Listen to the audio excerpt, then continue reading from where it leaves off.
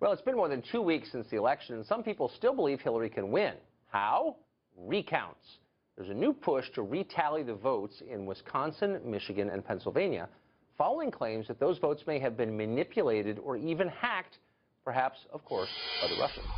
Here now is David Goodfriend. He's an attorney and Democratic strategist in D.C. He also served in Bill Clinton's White House in a very different Democratic Party. But it's great to see you, Dave. Thanks, Tucker. Thanks for having me back. So here's the idea. So a group of folks have done computer modeling on this, right, and they've shown that in counties in those 3 states that had paper ballots, Hillary did 7 points better than in the places where there were voting machines. And so there's no evidence there was wrongdoing other than that.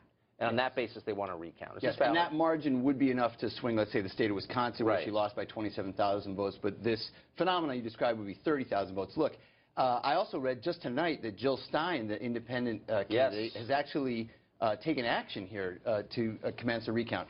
You know, I don't want to be anticlimactic here, but it's a democracy. These are the rules. And in North Carolina right now, there's a Republican governor who is calling for a recount because he's behind. And I think that's all fair. I mean, recounts are part of the system. In fact, Donald Trump himself even said, hey, look, I might call for a recount. I might sue. Of course, he won, and then he's not saying that anymore. But the point is anybody can, in this system, take that action.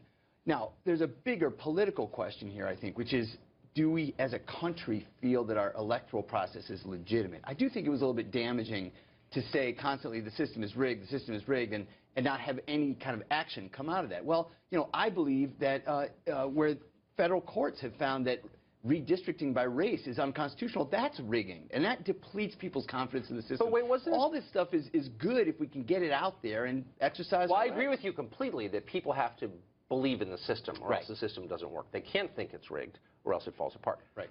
But the left mocked Trump for saying that, and now they seem to believe it, that it's rigged. And what bothers me is there's no actual evidence. I'm for recounts, actually, if there's evidence of wrongdoing, but this is like a 9/11 truther argument.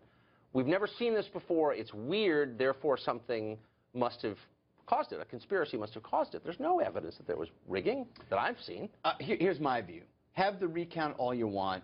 The state of Michigan hasn't even certified its vote yet. Let's not forget about that, right? This thing will go until the Electoral College votes next month. That's all fine. Again, I think I hate to be anticlimactic here. I just don't think that it's that big a deal. If somebody wants to have a recount, let them do it. It's under state law. It's under federal. These things all work. They're supposed to happen, and they're happening right now. Louisiana, for example, is having a runoff in its Senate race because the race was so close. That's supposed to happen. North Carolina, as I mentioned, the Republican governor is calling for a recount. Let them do it. I mean, these things should be done, and we all should agree that that's how the system works. Yeah, I mean, I substantively agree. I guess here's the context, though. The Democratic Party just had a 3 Mile Island incident. Okay, it just melted down. The core overheat. No, I'm not mocking. I'm just, no one anticipated it. It happened. The party is in total disarray. It's splintered into all these various warring factions. Shouldn't Democrats be spending their time thinking about things like, what are we for? What's our program? What unites us other than hating Trump? What are we offering voters? Shouldn't they be doing that? I absolutely think so. And as I said, Jill Stein is the independent candidate who is taking action for the recount, and I guess that's her right.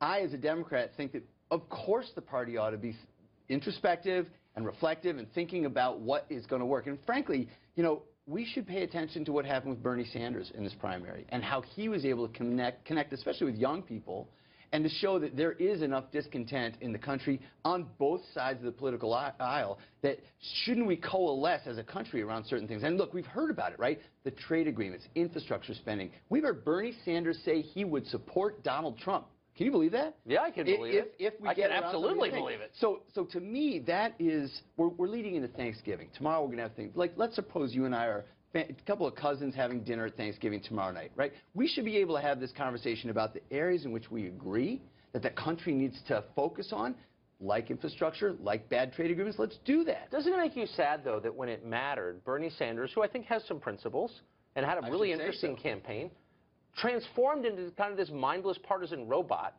on the road with Hillary Clinton, swallowing all of her nonsense, none of which he really believed, on her behalf, campaigning against Trump? Shouldn't, when it really mattered, Bernie Sanders have said, honestly, I don't like Trump, but there's some things I agree with him on? He didn't say that. Well, in point of fact, I think he said, I disagree with Hillary on a lot of things, but I like her better than Trump. He said Hillary on her worst day is still better than Trump, in his opinion. But he was a good little soldier. He wasn't really a revolutionary. He was this timid little house cat, actually. Oh, come on.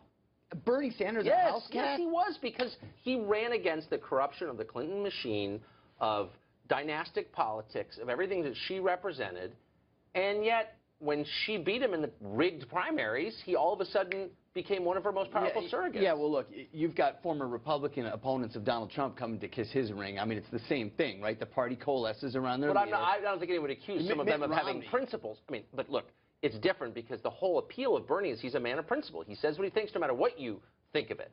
I think Bernie Sanders has not had his last day. We're going to hear a lot more from him. And I actually think when you talk about the Democratic Party coalescing and trying to come around something, look for people like Bernie Sanders who says, I am absolutely apoplectic over the fact that we haven't addressed the working class issues of, you know, do I have a high enough wage? Do I have a mortgage I can even afford? Do I have a job?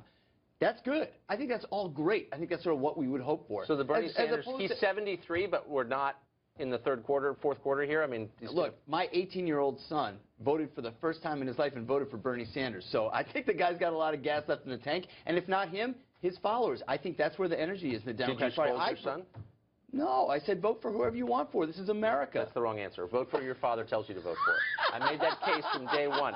David, it's good to see you. It's great to see you. I believe in the patriarchy of my house. Not that it works.